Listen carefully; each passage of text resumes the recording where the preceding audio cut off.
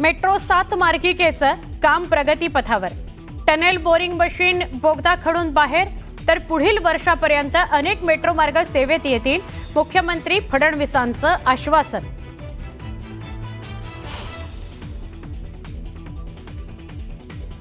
तुम्ही को पायलट नाही तर तुम्ही लोको पायलट आहात. एकनाथ शिंदेंनी को पायलटच्या मुद्द्यावरून केलेल्या वक्तव्यावर राऊतांचा शिंदेंना मिश्किल टोला.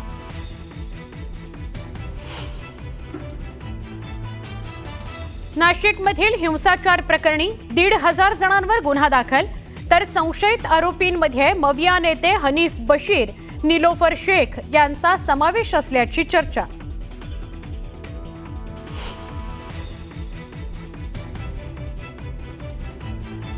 धनंजय मुंडे आणि सुरेश धस यांनी एका व्यासपीठावर येणं टाळलं. भगवानगडाच्या नारळी सप्ताहाला भेट देऊन सुरेश धस नारायणगडाकडे रवाना.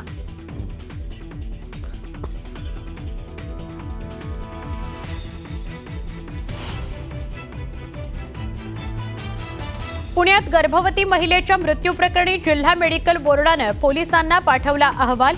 गोपनीयतेचा भंग होऊ नये म्हणून पोस्टानं अहवाल पाठवल्याचं समोर.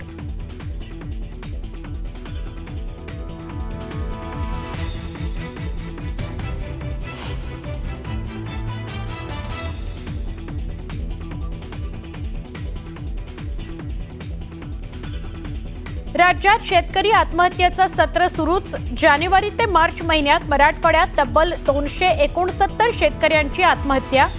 कर्जबाजारीपणाला कंटाळून संपवलं जीवन.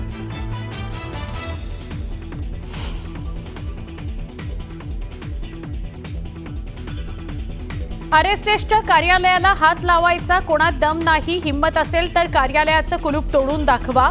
आमदार संदीप जोशी यांचं हर्षवर्धन सपकाळ यांना आव्हान.